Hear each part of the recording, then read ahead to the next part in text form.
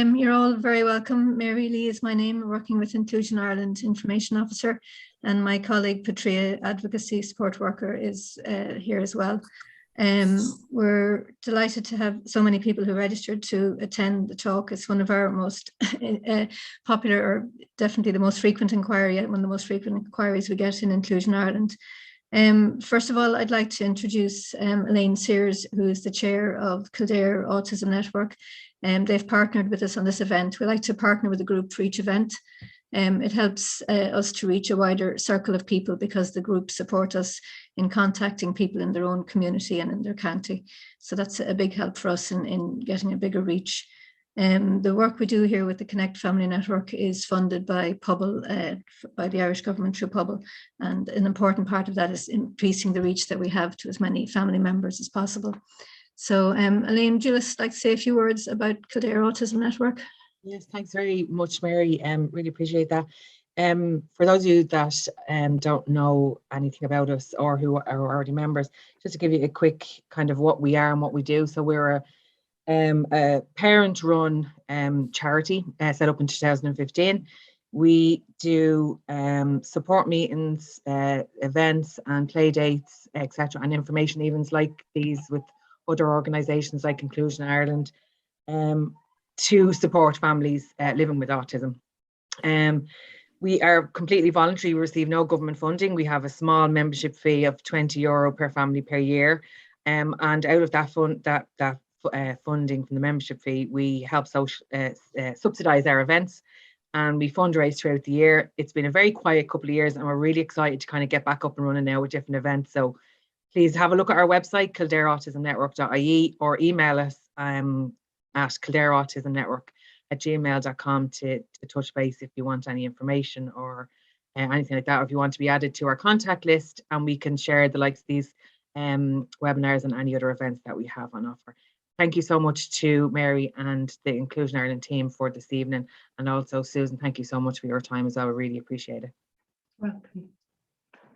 Okay, I'll introduce Susan now. We'll get on with the information talk. Delighted to have Susan Doyle here. Susan is a former colleague of ours in Inclusion Ireland.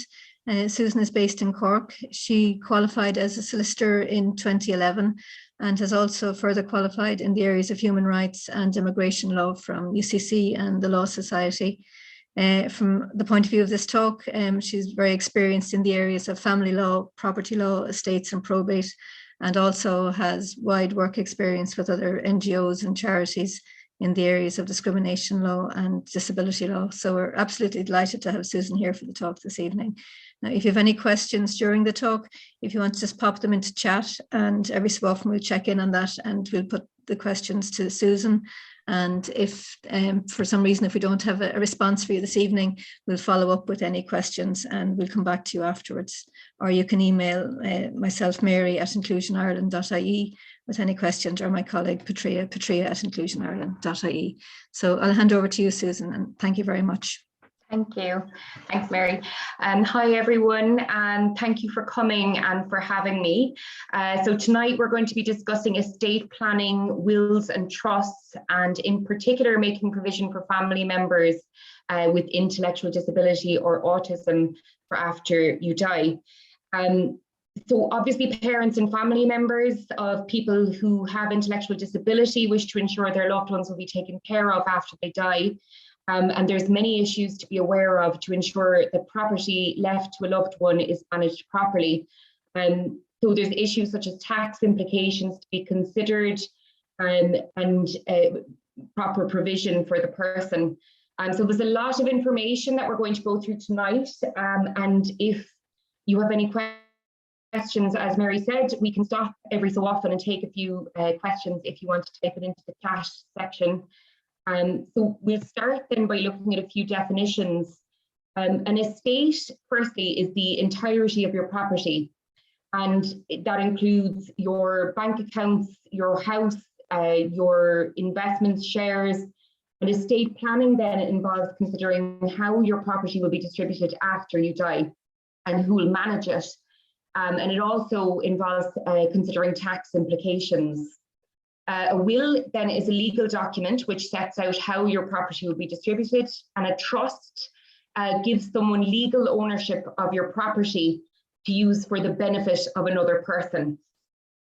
Why do we make a will? So if you don't make a will, then you have no say in how your estate is divided, and your wishes won't be observed, and the rules of intestacy will apply. So basically, intestacy is set out in legislation, and the rules basically set out if you don't have a will, who will receive your property after you die. So under the rules of intestacy, if you don't have a will, then the spouse and your children, if you leave behind a spouse and children, then a spouse will take 2/3 and the child will take the remainder. If you have a spouse and no children, your spouse will take the whole estate. If you have children but no spouse, your children take the whole estate. And if you die with a father, mother, brothers and sisters still alive, each parent will take half each of your estate, and so on. You'll see there in the slides which have been sent out already, the rules that apply where you don't have a will. So obviously, if this happens, then it might turn out that if you have 3 children, your 3 children will all inherit your estate equally, and this may not be suitable if you do have a child with an intellectual disability or autism that may not have the capacity to manage any property that they might receive. So moving on to the next slide then, do you need a solicitor in order to make a will? So you don't technically need a solicitor, but you usually will hire one, especially if you're creating a trust, because they're more complex.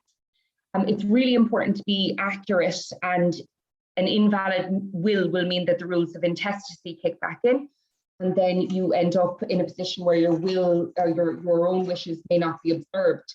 So some of the reasons that a will might fail then, and the rules of intestacy will kick back in, would be, for example, if a beneficiary of the will were to witness the will, that would make it invalid or make that gift invalid.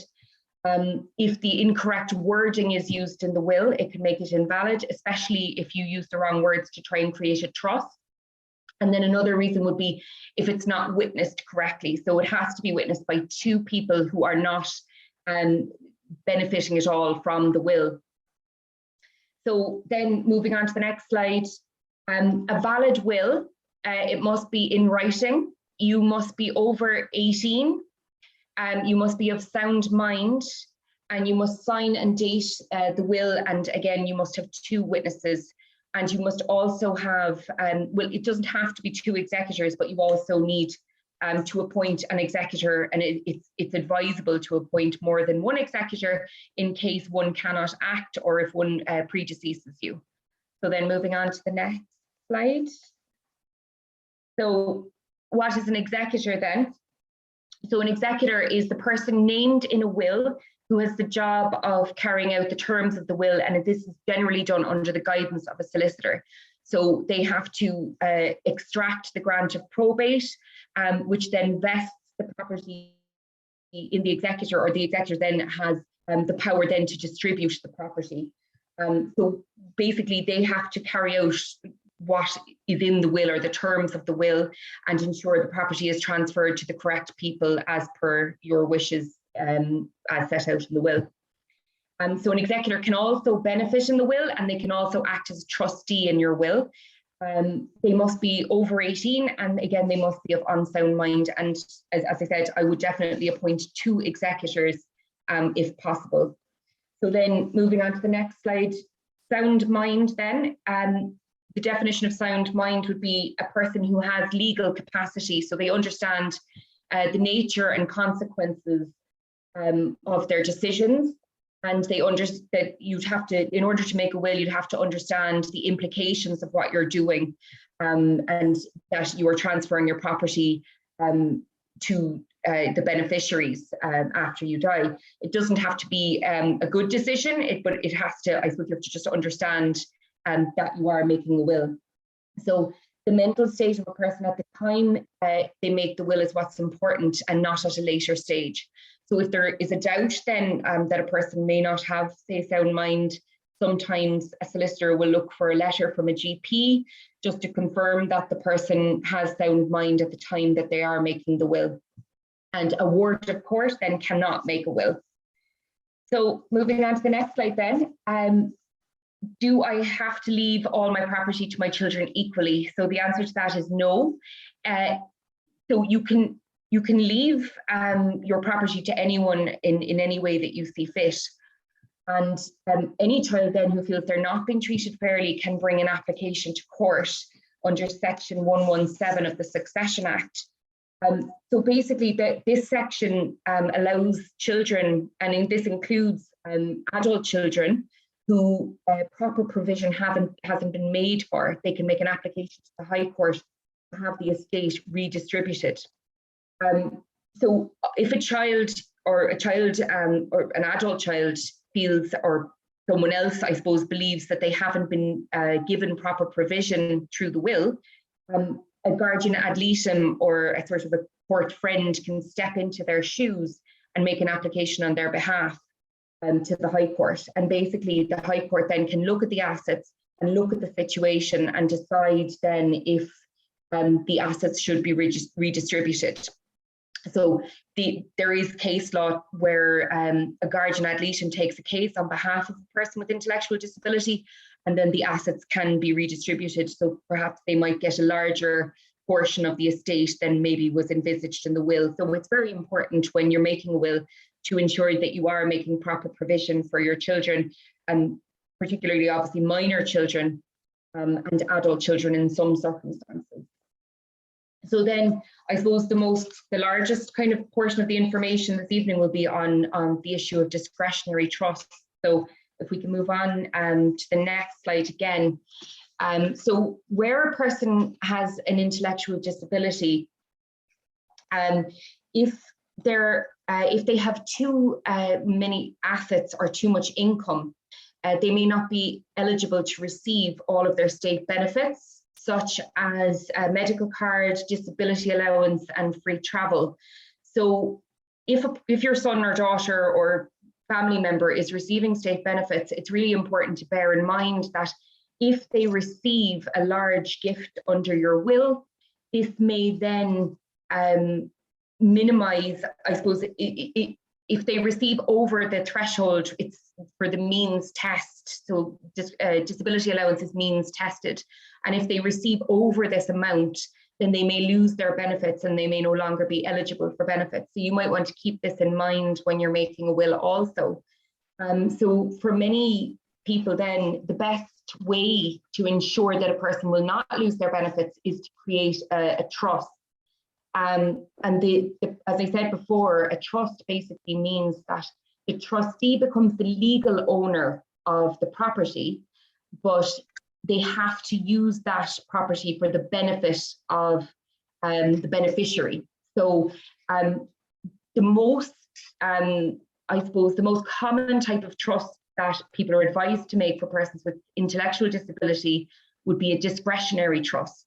So this means you pick a trustee or two trustees, the property then is given to them entirely, and then they have to use their discretion to decide how to use that money for the benefit of the person named in the will. So they can use the money, they can sell the property, they pretty much, I suppose they're the owner of the property. They can do what they want with that property, and no one has any control over the trustee, but they have to use it for the benefit of the beneficiary, as I said, named in the will. So a discretionary trust is an arrangement where property is set aside and then directions are given to your executor about who should be trustee, and then the property is then vested in that trustee. So you pass the legal title to the trustee nominated in your will, and that person holds the property then as full legal owner, and as I said, with a legal obligation to use the money or the property for the person with the intellectual disability. So the fact that the legal title to the property is transferred means that the assets are set aside, but it's not means tested then for the purposes of applying for social welfare benefits. So even if a significant amount of money is put into this trust and given for the benefit of the beneficiary, then it still won't affect social welfare payments because it's not owned by the person legally, if that makes sense. So if you don't set up a discretionary trust, there's three kind of potential negative consequences that can happen. The first, as I said, would be a loss of state benefits, such as your free medical card, your disability allowance, and your free travel. The second negative consequence would be if you just say were to leave an outright gift of, say for example, you had one child and you left your house to them, and the house maybe was worth €350,000 and you left that to your child with an intellectual disability. They're then going to have to pay tax on the property, the value of the property they inherit. So I suppose capital acquisitions tax is what's payable when you receive a gift under a will. And that rate of tax is currently 33%. So parents that leave a gift to their child there's an exemption for the first 335,000 left to their child. So for example, if the house was worth 350,000, you'd have an exemption of 335,000, and then 33% tax would be paid on the remaining 15,000, which means the person who inherits would have to pay tax of €5,000, if that makes sense. Sorry, no, it is a bit confusing. But you can see that, I suppose if a person has to pay that tax and say the only property in the estate is a house, they might be left in a position where they have no choice but to sell the house in order to pay that tax, which obviously could have very negative consequences if the person wants to continue to live in that house. So the one benefit of the discretionary trust is that it's got full, I suppose, capital acquisition tax relief. So the Act, Section 17 of the Capital Acquisitions Tax Act states that where a discretionary trust is set up exclusively for one or more incapacitated persons, then the gift is exempt from capital acquisitions tax completely. So this is definitely a major benefit of the discretionary trust. So as I said, you can retain your disability allowance, but you also avoid capital acquisitions tax. And then the third benefit is that where a person cannot manage their own property or is found to not have capacity, generally, and if they have a lot of property or if they have funds in a bank account or if they have a house, the only option then would be to make them a ward of court.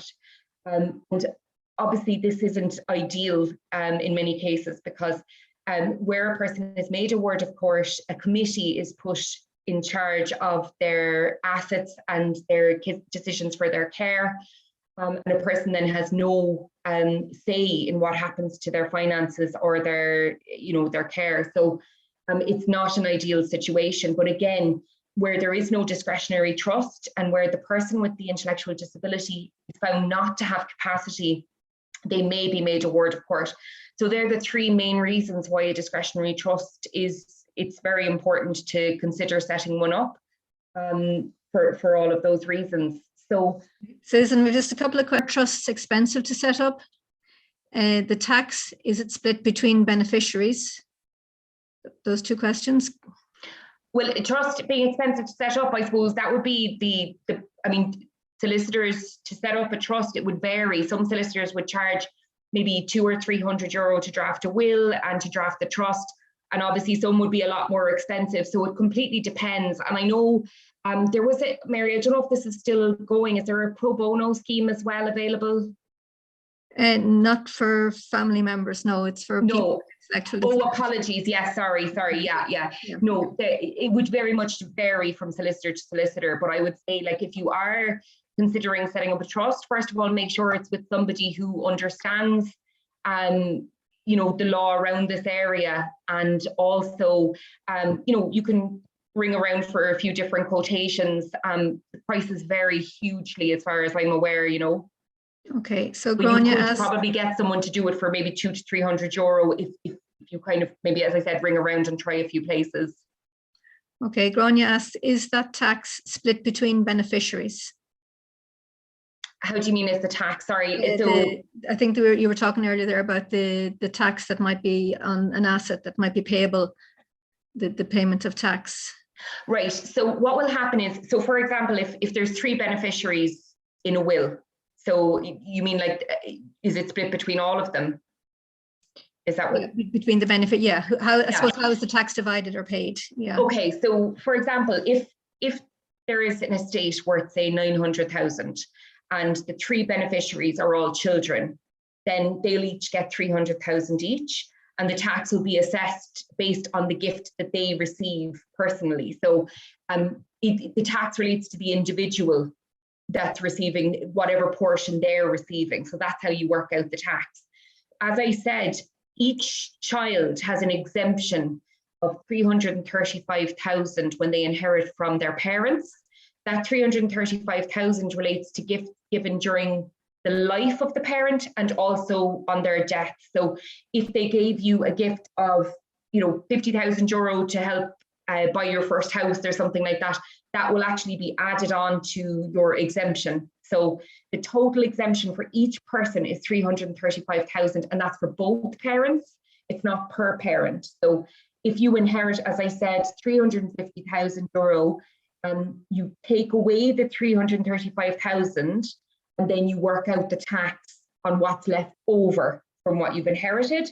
So as I said, in a case where you've inherited 350,000, you take away the 335,000 and you're left with 15,000.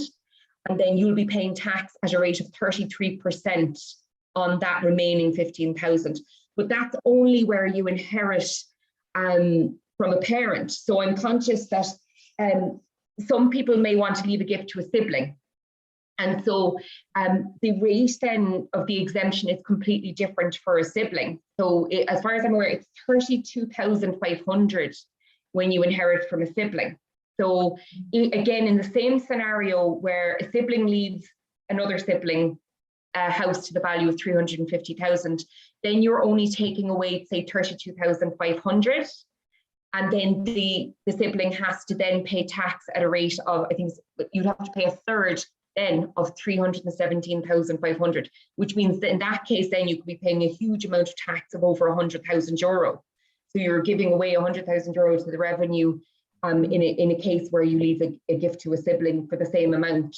So, and then again, if you inherit from an uncle or aunt, the exemption rate is lower again. It's something like 16,000. And then if there's no family relationship, then there would be no exemption. Basically, you'd be kind of paying a full rate of 33% tax. Okay. But actually, the rate is 33% at the moment. It is a bit complicated. I can actually send around an information sheet after this if you like. Just that would be great. Yeah, I know it's great. Yeah, because there's a lot of information in. There is. Yeah. Question here then. Daughter was left something from an uncle, and an aunt is the trustee. Can we change it to us? Can the trustee be changed?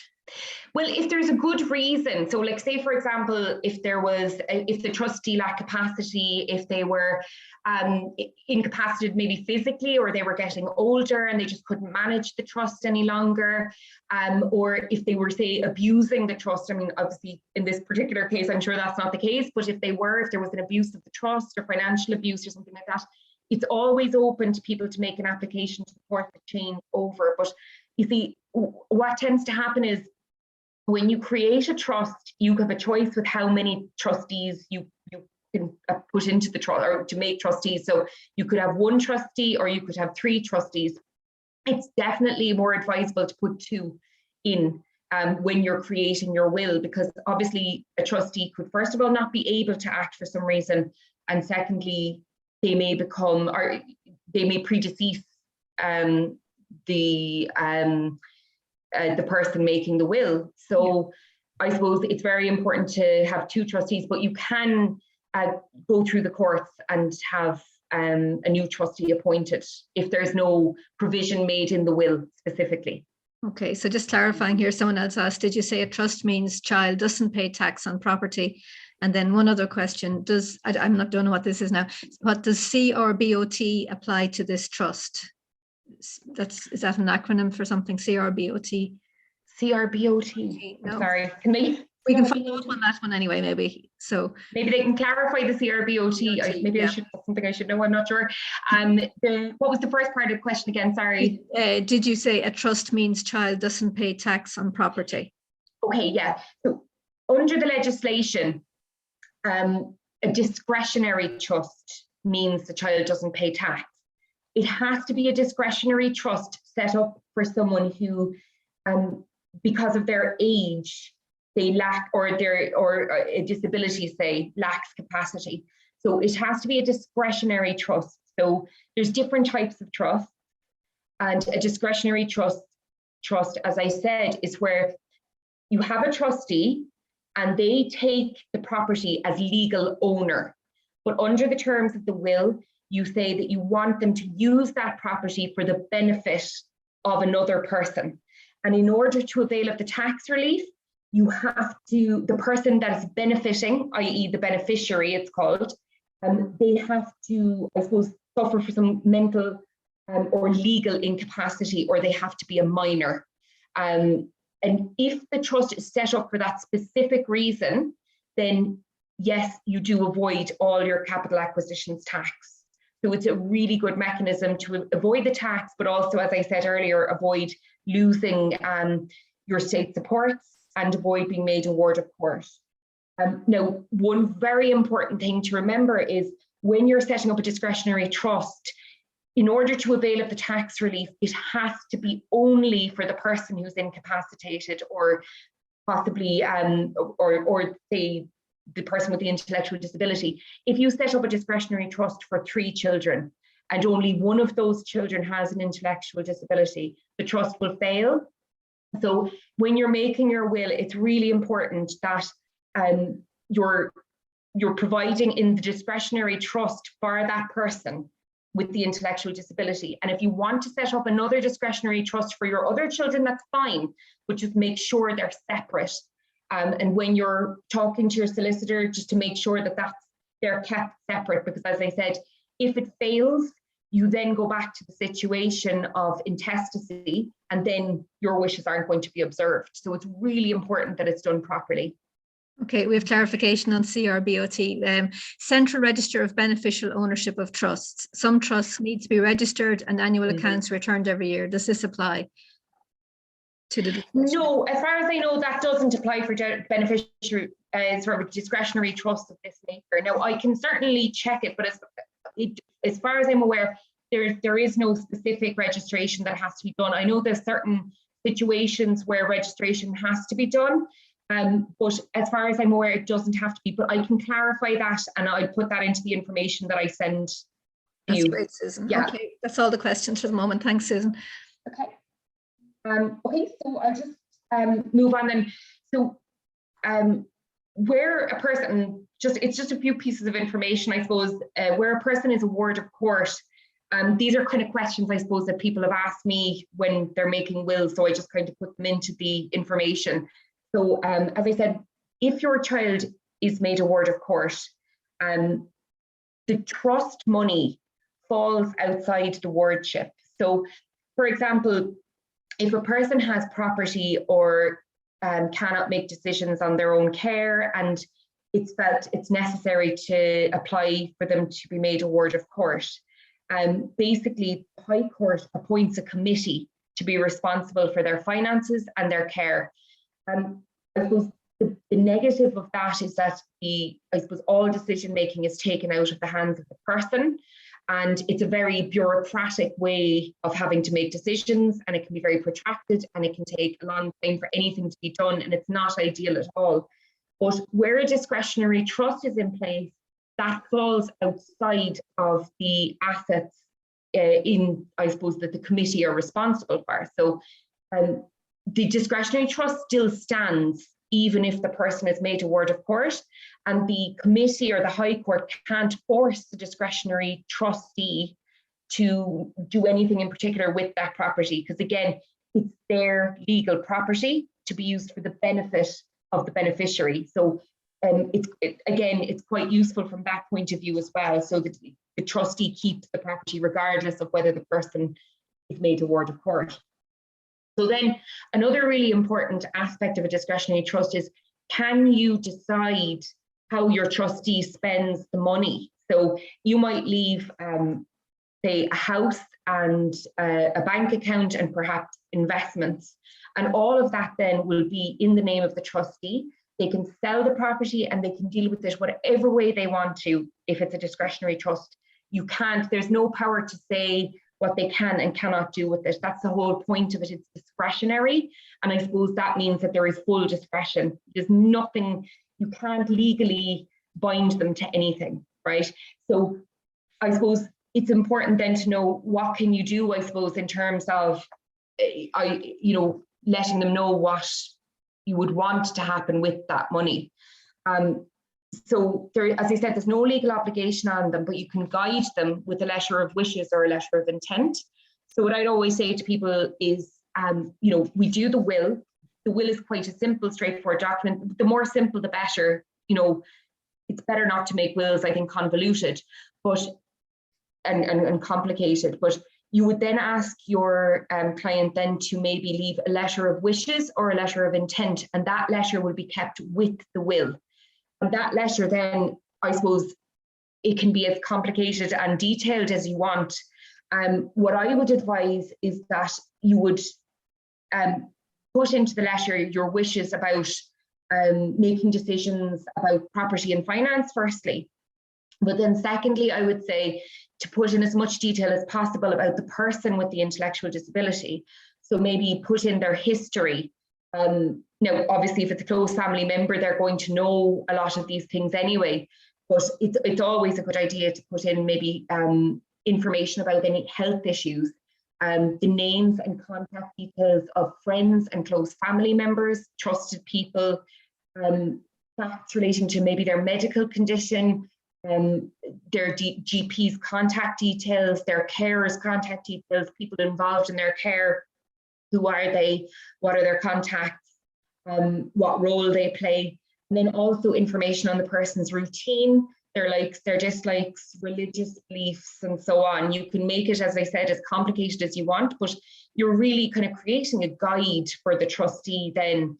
So they have, as I said, full legal discretion. They don't have to abide by anything, but you're sort of creating, giving them as much information as possible to help guide them. And of course, then, I mean, at the moment, the Assisted Decision Making Act is coming down the line in the summer.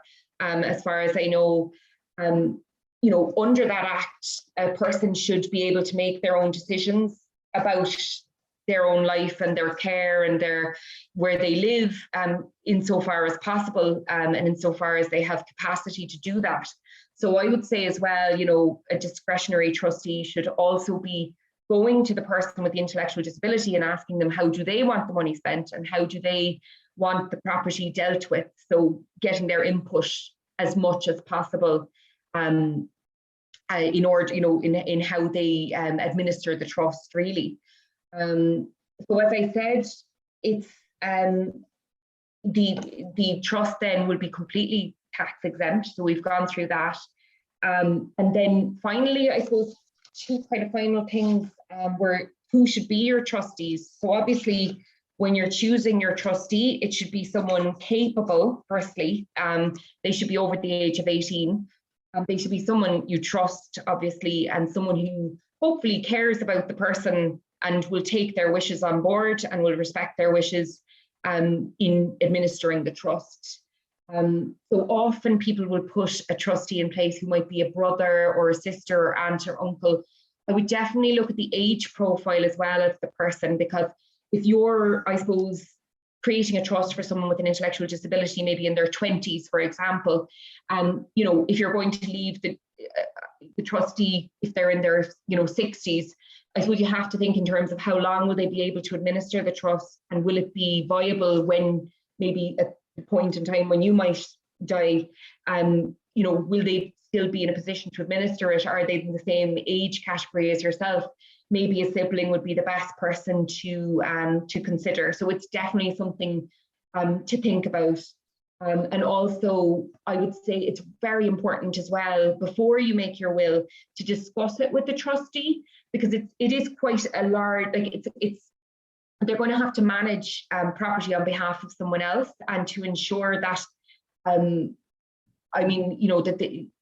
they're doing the very best for the person with the intellectual disability in managing that property. So it's a huge undertaking, and it's a lifelong undertaking. So it's very important, I think, to discuss that with your trustee before putting them in to the will as the trustee. Discuss it with them, discuss, the various things, tax implications, things like that. I mean, when a trustee is managing the estate as well, it's very important that they don't release too much money at one time to the person. So, for example, as I was saying before, disability allowance, as you're probably all aware, is means tested. So say, for example, if the person inherits or is given more than 50,000, they could lose their disability allowance. So the trustee should be aware of these things also. And also it might have tax implications if they release too much money from the trust at one time. So it's really important that they're aware of why the trust is being created and how, I suppose, at what point the person might lose their benefits. So I'd say, a really good long discussion with the trustee in advance of making the will is very important. And I suppose making sure they understand what's involved in it. And obviously they can be guided by solicitors themselves if they do end up as trustee and managing the trust. They can, get that advice from people. It is very important to ensure they know what's involved. Okay, a few more questions, Susan. Yeah. Come in now. Is there an annual fee for trusts? No, like there wouldn't be. How do you mean an annual fee now? This is the question, I suppose. Is there any payments to be made on an annual basis or anything if you've set up a trust? Or no specific fee to be paid unless there's a solicitor involved in at the administration, in which case they might be paid a fee for their legal services, say, or if the trustee is acting in their capacity as a professional, you could have something there to say that, they would be paid something, but usually there wouldn't be anything in particular. Okay, what if you don't have family to name as a trustee, or maybe you don't have people that you can think of to trust as a trustee? That's a challenge. Yeah, that would be a big challenge. I mean, I suppose if you don't have anyone you can trust, I know with the Assisted Decision Making Act that's coming down the line, I don't know if there's any provision being put in place that, say, if there was a decision maker appointed or a joint decision maker, from a service, say, that maybe they could act as a trustee if they agreed to it. Like, to be honest with you, you're the one who has to make the decision about who to appoint as a trustee, and then the trustee can either accept or decline. It can be pretty much anyone can act as a trustee. Yeah. So it could be a friend or someone you know. That person. It could be a friend of the family or someone that you know. Yes. Outside of family. Yeah, it can be anyone. Yeah. Okay. So you just need to be able to trust that person, and I think it's really important that they care about the person who's the beneficiary as well, and they're looking out for them as trustees, Okay, and last question here. My daughter was left money in a trust. Can I do another trust in my will? So can there be more than one trust set up for a person? Oh yes, absolutely. Yeah, there can be. You can have.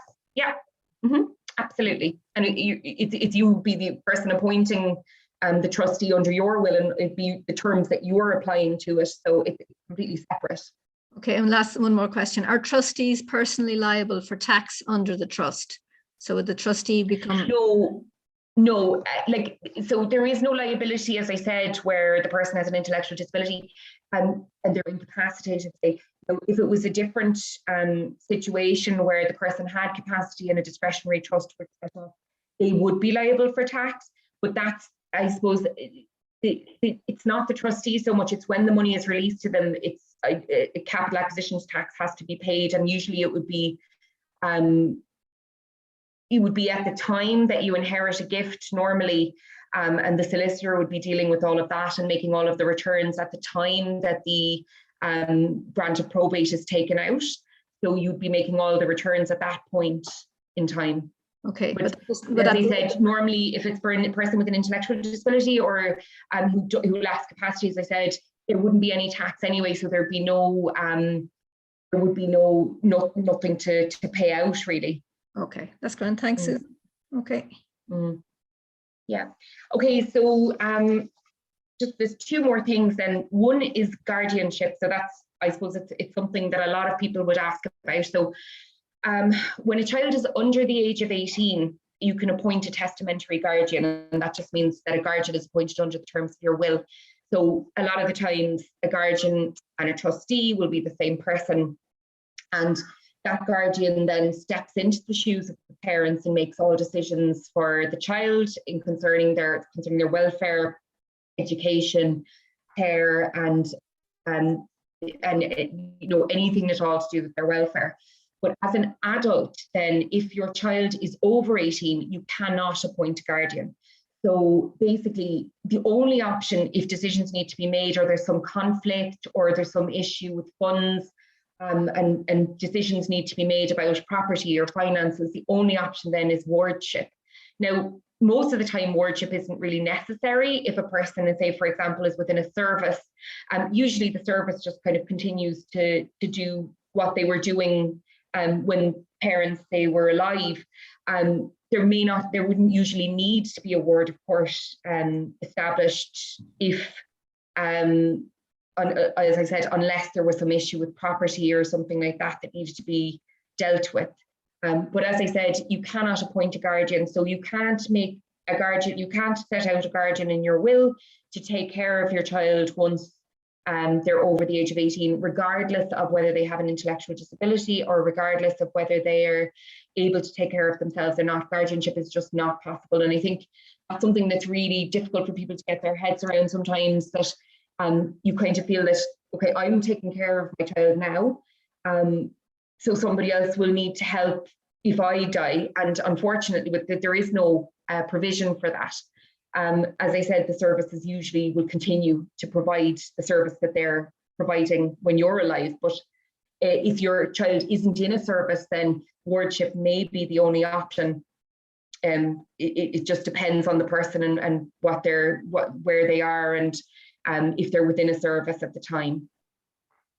So then, I suppose finally, one kind of important other aspect would be what happens if you then, as parents, say, for example, becomes of unsound mind before you die.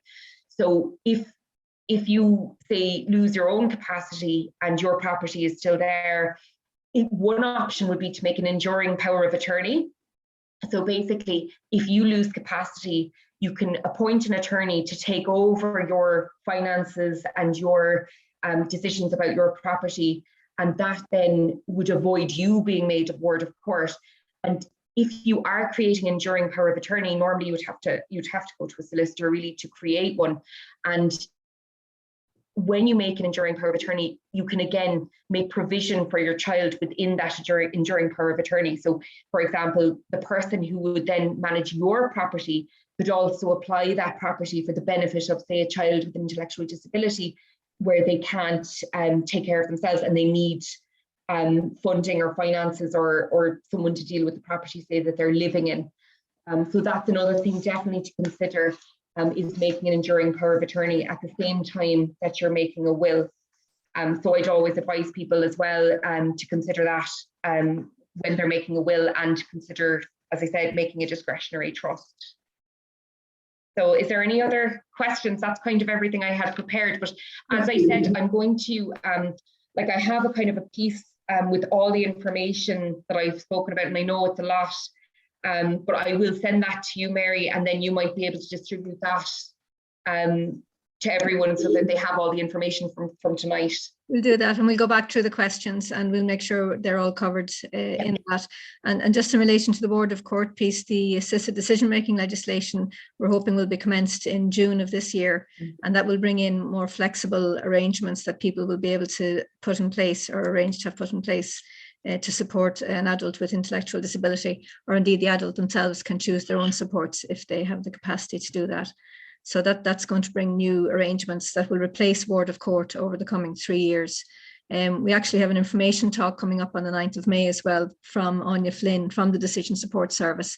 So that should be of interest, I think, as well. And if people have questions for that, they can send them in to us as well.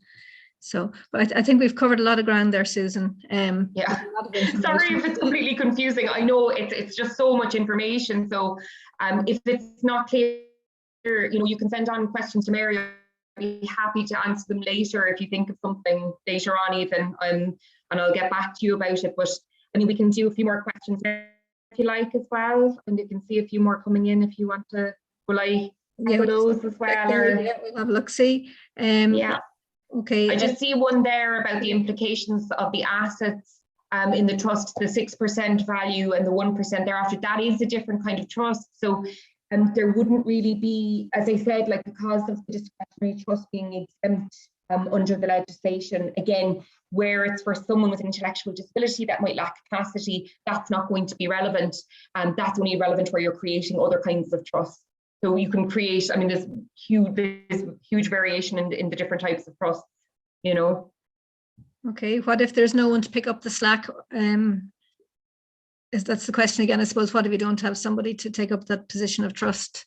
It's a really difficult question, to be honest with you. Like I don't know what the answer is. I would hope, I mean, I don't know, Mary, if you might be aware as the Decision Support Service, are they going to be in a position to act as trustees or to be able to provide someone where, someone that can, I suppose, have independent oversight or something like that? I'm not sure, because it is very difficult if you don't have a family member that you don't really trust to do the job. Yeah, I think when the Decision Support Service is established, they will have a panel of representatives available to act as in that role for people who don't have family or someone that they can choose for themselves. So that's a whole other talk to get into, because it's a huge area. And I hope as well, like when it is fully commenced and the Decision Support Service opens, I would hope they'd issue guidance on that, because I don't think there has been any guidance yet. Not specifically, no. No, so that would be great now in the summer if there was guidance issued and people would just get a better idea of how it will impact their estate, and when they're making a will, like it might change a lot of things. We might have to have another talk at that stage, because it might change. It will change the landscape a lot, I think. And final question here, is the beneficiary of the trust dies, who benefits from the trust funds? Is it the trustee as they legally own the property? As far as I'm aware, it should go back into the estate. So the trust is invalid at that stage. So it should be distributed then, I think, as far as I'm aware, to the rest of the beneficiaries under the estate. Okay. Usually there's a residual legacy, which is someone who takes all the property that hasn't, like say, for example, I leave one thing to this person, another thing to this person, and I leave all the rest of my property to this person. It can go back into the estate in that case, but I'm not sure. I don't a trustee can't just leave the trust money to their own person. Like that would completely violate the terms of the trust if they were able to just give it away, Yeah, so it goes back into the estate. Yeah. Okay, I think that's all the questions answered. So, okay, I think we've covered a lot there. Thank you to everyone for coming along tonight. I hope you found it useful. If you have questions, anything that wasn't answered, you want clarified, if you want to email me, mary@inclusionireland.ie, and we'll come back with an information pack to everyone here afterwards with some clarifications and some extra information around the questions there tonight. So thank you very much. Really, it was great seeing so many people attending. Thanks again to Cadera Autism Network for their help in organising the event, and especially thanks to Susan for a very good talk. Thank you. That was a difficult one to do, and we really appreciate it. So thank you, Susan. No problem. Thanks a million. Thank you. Thanks, Mary. Really appreciate it. Okay. Take care. Thank you. Bye. Bye-bye.